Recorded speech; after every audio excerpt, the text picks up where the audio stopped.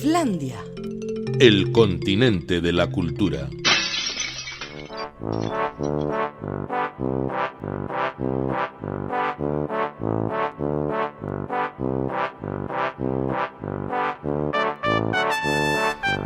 Y ahora tiempo para la tertulia, tiempo para las humanidades, tiempo para Eusko y Cascuncha, quienes se dedican a la investigación en los archivos y consumen horas y jornadas enteras entre viejos legajos en busca de información, no raras veces con modestos resultados, aseguran que existe un espíritu protector que en ocasiones les premia por su paciencia con un hallazgo maravilloso que justifica todo su esfuerzo.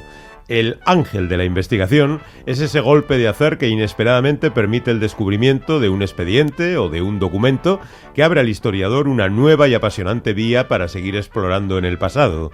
Juan Aguirre es nuestro contacto en la Sociedad de Estudios Vascos. Arratsaldeón, Juan. Arratsaldeón, Félix. Pues sí, es lo que tú dices, el ángel de la investigación. Que oye, mira por dónde se le apareció a nuestro invitado de hoy, ¿verdad? ¿Ah, sí? Sí, un día mientras estaba trabajando sobre apellidos y caseríos de la comarca de Tolosaldea, y concretamente andaba buceando sobre el apellido Mújica, que es bastante común en esta zona, cuando encontró, pues digamos que un pequeño hilo en forma de dato documental, del que con el tiempo pacientemente fue tirando hasta llegar a reconstruir, sorprendente, Félix, el árbol genealógico completo, la rama vasca del político José Mújica Cordano, hoy presidente en funciones de Uruguay, que el próximo 1 de marzo cederá el testigo a su sucesor. Vaya. Sí. Entonces, pues gracias a eso, gracias al trabajo suyo, ahora sabemos fehacientemente que el linaje familiar del carismático político no proviene de la localidad vizcaína de Muxica, como se creía, sino del Goierri guipuzcoano, y que sus más antiguos antecedentes se encuentran en Astigarreta, que fue una villa independiente muy importante desde la Edad Media y hoy forma parte como barrio de los términos de Beasain. Y luego, pues desde Astigarreta, una rama de los Mújicas se trasladó a Azpeitia, más tarde a Tolosa, y allí en Tolosa fue donde nació el bisabuelo del actual presidente, que era un hombre que se llamaba Francisco Mújica Yeregui, quien emigró a Uruguay junto a su familia el año 1842. Y sobre este itinerario, si te parece, Félix, vamos a charlar de un rato con el autor del árbol genealógico, el presidente Mújica, en su rama vasca, que se llama Miquel Prieto. Arratsaldeón, Miquel. Arratsaldeón, Juan. Arratsaldeón. Doctor en pedagogía, profesional docente de la docencia, investigador genealógico, además de miembro de Eusko y Cascuncha. Bueno, pues fue durante una investigación relacionada con Albistur cuando Miquel Prieto tuvo ese hallazgo que le llevaría hasta el presidente de Uruguay. Así que podemos empezar hablando de ese trabajo que acaba de publicar la Sociedad de Ciencias Aranzadi y el Ayuntamiento de Albistur. Un trabajo que ha realizado para ayudar a que las familias puedan realizar sus genealogías. ¿Nos podría explicar esto, señor Prieto? Pues sí, en principio en este libro lo que se intenta es dar las referencias de los 100 caseríos y casas que existen documentadas en 1552 para que cada uno de los, con sus dueños y una referencia familiar, para que cada uno de los habitantes hoy en día de Albistur pues pueda, si quiere, hacer tanto la historia familiar, su árbol familiar, como la historia de la casa. Que claro, que es un poco lo que a mí me ha ayudado, el hacer estos árboles, el ayudar a la gente a hacer estas 15 generaciones. En principio nosotros seríamos, si partimos de 1552, normalmente nos salen 15 generaciones, las que han existido desde aquella época hasta el día de hoy. Y además de eso, pues también trato brevemente unos 25 temas de preguntas que, hablando con la gente mayor, yo como calecume, pues cuando voy al Albistur hace 24 años, pues me surgen preguntas sobre la vida del caserío, muchas totalmente idealizadas, erróneas, y entonces pues me voy preguntando cosas y al mismo tiempo la gente mayor pues me impacta y al mismo tiempo aprovecho para decir que uno de mis informantes pues justo falleció 7 días antes, Pedro de Muñazpi, lo que fue una gran tristeza, ¿no? Pero bueno, eso es lo que ocurre hoy en día, ¿no? Todos nuestros mayores que van a desaparecer en estos próximos 10 años pues tienen son una fuente de información que está a punto de perderse. Entonces, Miquel, haciendo este trabajo que, como bien nos acaba de explicar, era de etnografía, de historia y de genealogía de esas tres disciplinas, digamos. Bueno, entonces, uno de los apellidos que le aparecen al bisturi era Mújica o Muxica, ¿verdad? Y en esas, casualmente, se encontró con unos Mújica que pertenecían a otra rama, distinta a la que usted estaba buscando allí, y que correspondía con la familia del que llaman cariñosamente sus compatriotas Pepe Mújica. Bueno, entonces vamos a empezar quizás, si le parece, por el final de la reconstrucción de este árbol. ¿Cuáles son las raíces más antiguas que he encontrado de ese linaje? Las más antiguas. Sí. Bueno, las más antiguas, en principio, las más antiguas no se puede llegar sin citar el eslabón, que es el que has citado el primero, ¿no? Que es Francisco Mújica y Eregui. Y partiendo de los documentos, pues de su boda, de su nacimiento, luego de la boda de sus padres, etcétera, hemos ido así hacia atrás hasta el siglo XVIII, luego al siglo XVII y a finales del siglo XVI. Entonces ya en el siglo ya comienzos del siglo XVIII ya tenemos, digamos, lo que es el mundo de Astigarreta, y en Astigarreta, es decir, lo que es un día un barrio de Beasain, pero entonces era pueblo, ahí tenemos cuatro casas, la casa del H o Lasa, es decir, Erreca, Riachuelo, en euskera antiguo, Lacha, Lasa, y la casa de Música, que están una al lado de la otra. Y conjunto a otras dos casas, pues ahí ahí van a vivir, morir, casarse durante 4 generaciones los Música y Lasa. Por cierto, ¿los actuales moradores del caserío Música de Astigarreta sabían algo al respecto o esto les ha pillado por sorpresa casi tanto como usted? Bueno, no, claro, obviamente ellos no sabían hasta que estuve ya hace unos meses con ellos, Pedro y Rosario, entonces Rosario Música, además. Sí, Rosario coincide, como es como todos los guipuzcoanos sabemos, Guipúzcoa está repleta de músicas, y también en el siglo XVI tenemos 4 núcleos muy fuertes de apellido Música, y entonces pues es muy común, ¿no? Entonces tanto Pedro Alustiza y Rosario Música, yo les comenté un poco el tema, y después ya la última vez que fuimos para sacar alguna foto, etcétera, pues ya hablamos ya más en concreto. Y bueno, de este caserío lo que podríamos decir es que si bien han renovado algunos aspectos estos últimos años, al ser la tercera generación de Pedro Alustiza, lo han mantenido perfectamente, han convivido en ese caserío cuidándolo. Lo que no ha ocurrido con Lache, una pena. Lache está pues a 200 metros o 300 metros y Lache, pues teniendo unos materiales también centenarios, pues se ha derruido. Miquel, y en relación con la localidad de Música, porque claro, cuando vino en el 2013 el presidente Mújica, fue a Música, Vizcaya, ¿verdad? En la idea de que, bueno, pues podría ser la cuna de su familia, como hasta ahora se consideraba. Aclárenos esto. O sea, hay que descartar ya completamente que los Mújica guipuzcoanos, estos núcleos de Mújica guipuzcoanos en Astigarreta, incluso otros, provinieran en origen de esa población vizcaína. ¿Eso se descarta o entramos ya en una fase oscura de la historia que no podemos perfilar? Eso es. Nosotros partimos del eslabón. El eslabón es Francisco Mújica y Eregui, y del año 1842. Esa es la clave, el saber ir hacia atrás con Francisco Mújica y Eregui. El bisabuelo. Y con Francisco Mújica y Eregui, entonces vamos a Tolosa, y luego de Tolosa vamos a Azpeitia, y de Azpeitia vamos a Astigarreta, y así llegamos hasta finales del siglo XVI. Eso no responde a la pregunta, es decir, ¿se puede descartar alguna población? No se puede descartar ni Vizcaya ni ninguna provincia, es decir, antes, en el siglo XV o en 1500 o en 1430, igual que tenemos en Guipúzcoa también, en Zumárraga nos aparecen mújicas, esos mújicas estaban relacionados con los vizcaínos. Bueno, no lo podemos decir. Yo me he tomado la libertad de mirar en Donosti el apellido Linares, ya que Félix está al otro lado, sí. y te voy a poner un ejemplo, ¿no? Sí. Tienes Cristóbal Linares nació en 1581 en San Sebastián, en Hondarribia, y Cristóbal Linares también otro nació en 1625 en Donosti, ¿no? Ajá. Entonces, claro, tú, si me dices, si hoy en día afirmases que tú eres donostiarra desde el siglo XVII, pues te pedirían los documentos acreditativos, ¿no? Claro. Eso es lo que he intentado yo.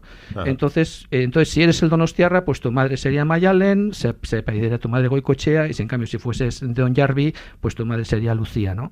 Uh-huh. Entonces, claro, todo eso tienes que ir a Méndez Mende, es decir, a la hoja que tiene, esa gran hoja web que tiene el seminario Donostiako Elizbarrutia, la diócesis de San Sebastián, y ahí puedes ir desglosando desde tu apellido, puedes llegar hasta Trento, hasta 1555, o con mucha suerte o con mucha suerte, eso claro. sería lo máximo. Pero siempre, hoy en día, nadie te aceptaría una afirmación pues de que eres hijo, por ejemplo, de Mayalen Goicoechea, ¿no? O que eres descendiente, perdón, de Mayalen Goicoechea, si no tienes unidos con los documentos de las bodas, boda tras boda, ¿no? Y nacimiento, hasta llegar ahí, ¿no?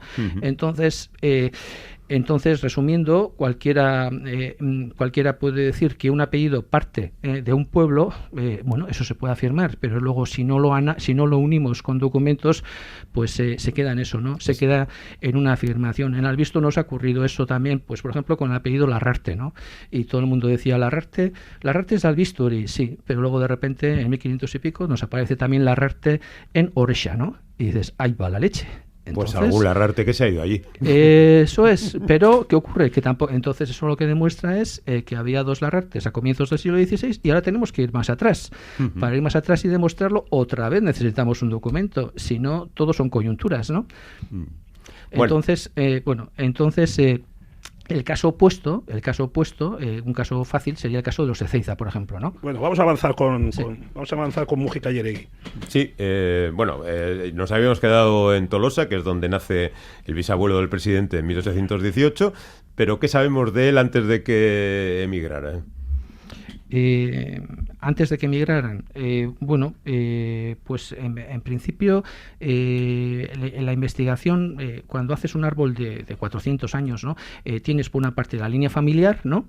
Con un montón de gente que vas dejando a un lado, pues por ejemplo, como bien sabes, nosotros al seguir la línea Mújica dejamos a un lado todos los apellidos de las madres, de modo que, pues por ejemplo, estamos hablando constantemente de Francisco Mújica Yeregui, pero no hablamos de su mujer, que es Catalina Chipiriano Esnaola, totalmente Chipirián, Ciprián, totalmente relacionado con ese apellido tan conocido en Donosti hoy en día, ¿no? Entonces nadie se pregunta si tiene relación o no con los Ciprián, con la famosa tienda de Donosti, etcétera. Bueno, tenemos aquí lo sustantivo, es que el bisabuelo era funcionario del municipio. Sí. Era algo así como sereno, ¿no? Así consta en el documento que hemos recuperado, ¿no?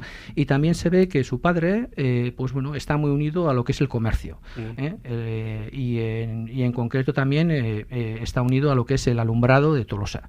Y bueno, en ese sentido hay un documento pues muy interesante, porque ahí se cuenta todo el procedimiento, cuántas farolas tiene que encender, es decir, de las primeras farolas,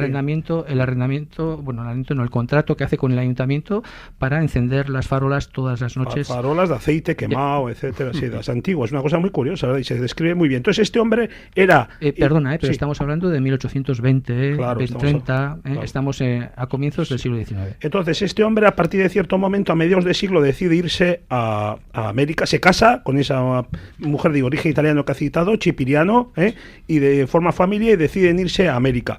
Y ahí aparece otra vez el ángel de la investigación, Félix. Fíjate, es curioso, porque se le apareció a este hombre nuevamente para poder encontrar un dato que no siempre es muy fácil de dar, que es el dato del pasaje de la familia, de cómo el bisabuelo del presidente Mújica se fue a Uruguay, ¿verdad? Sí, aquí tengo pasajes, 17 de febrero de 1842. Tengo ante mí el contrato de 3 hojas que firman una obligación de 1.500 pesetas a favor de don Manuel de Echenique Bordandía, hecha por Francisco de Mújica con su familia, el vecino de San Sebastián, para pasar al pasaje de Montevideo, ¿no? Salieron de San Sebastián. Eso es. Y eran él, su mujer, y ya tenía 2 hijos para entonces muy pequeñitos. Sí, y sabemos también que más familia fue. Aquí lo importante es que hemos llegado a conseguir el contrato este del pasaje, que bueno, pues podemos pensar que en el siglo XIX, pues que en Tolosa puede haber del orden de 1.200 escrituras de este tipo, puede haber. Bueno, pues de estas escrituras, pues igual solo una cantidad mínima se conoce, ¿no? Es decir, hay cientos de familias, tanto tanto tanto en Uruguay como en Argentina, que perdieron este eslabón. Es decir, ellos tienen su Francisco Múgica Yeregui, pero no han conseguido unirlo con la familia de Guipúzcoa. Y han perdido para siempre su relación. Bueno, pues una vez que usted completó la genealogía, se la envió al presidente y al poco recibió una llamada por su parte. ¿Cómo fue este encuentro? ¿Qué le dijo? En principio su secretaria personal, la que llama por teléfono, y bueno, el mensaje es es el agradecimiento, ¿no?, y la ilusión que le ha causado al presidente la lectura sobre sus antepasados, ¿no? Y entonces ahí hablamos un poco sobre todo el tema de la migración, largo y tendido, y bueno, pues sobre que es muy conocida la migración vasca en Uruguay, ¿no? Sí, porque este fue a Uruguay el bisabuelo porque tenía allí un tío, claro, además. En fin, la cosa es de que ahora este hombre que está diciendo Félix, está diciendo el presidente de Uruguay, que una de las cosas que quiere hacer es conocer bien el país de sus orígenes familiares cuando se jubile ahora el 1 de marzo. Ya. Y bueno, pues aquí no estoy invitado hoy, Miquel le ha dado ya la ruta hecha. Bueno, me parece fantástico. Por cierto, que me ha interesado mucho esto de la investigación sobre el Linares, y ya que le tenemos aquí, quiero aprovechar para preguntarle si es muy complicado establecer la genealogía de cualquier individuo. Bueno, habrá unas más fáciles y otras más difíciles, pero bueno, en líneas generales, ¿una investigación media sería muy complicada? No, las 15 generaciones en principio no tiene por qué ser complicado, pero lo que sí es aconsejable es que tenga el que se lanza alguien al lado para en un momento concreto pedir consejo, porque un pequeño cambio en el apellido o un pequeño fallo del cura, eso puede provocar que se pierda y ya se estanque y no consiga seguir adelante, ¿no? Pero en principio en Albistur al menos ya hay 3 familias que hemos demostrado que las 15 generaciones, la misma familia, la misma sangre se ha mantenido en la casa desde 1552 hasta nuestros días, y en esos casos siempre nos agarramos a 3 recursos. Primero, mendezmende.org, la página del Seminario de San Sebastián, donde se saca el esqueleto de la familia. ¿Que hay el equivalente en Vizcaya también? También, sí. Claro. Sí, no, también se puede entrar en DocuClick y ahí están los 3. En DocuClick está Guipúzcoa, Vizcaya y Álava. Luego, por otra parte, hay que llamar a Oñate y preguntar por el libro de contadurías, porque en ese libro están recogidas muchas escrituras sobre las casas de Guipúzcoa. De ese modo podríamos saber un poco la historia de la casa, algunos de sus propietarios, y finalmente están los archivos de Aranzadi.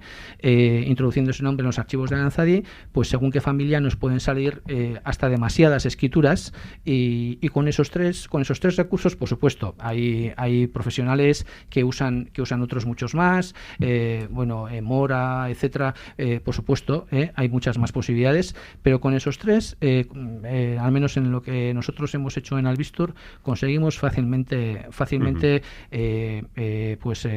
ese árbol genealógico con la historia de la casa. Pero claro, son 5 siglos. Entonces, hay tantas cosas en las que se puede ahondar. Ya, y además muchas cosas que han podido torcerse y despistarnos. Bueno, en cualquier caso, Miquel Prieto, muchas gracias por acompañarnos, por traernos esta curiosa relación con una persona tan característica como Múgica, y que suponemos que seguirá indagando en todo esto. Muchísimas gracias. Recordamos a nuestros oyentes que el libro de Miquel Prieto se titula Albistur 1552, Baserriak eta Etxeak, y que ha sido editado por la Sociedad de Ciencias Aranzadi y el Ayuntamiento de Albistur. Un catálogo de casas y de caseríos con historias, en una hermosísima edición ampliamente ilustrada y con texto bilingüe en euskera y castellano. Muchísimas gracias, señor Prieto. Es que recasco estoy feliz. Don Juan Aguirre, como siempre, encantados de tenerte aquí. Te esperamos en 2 semanas, ¿vale? Estupendo, Félix. Hasta en 2 semanas. Agur. Agur.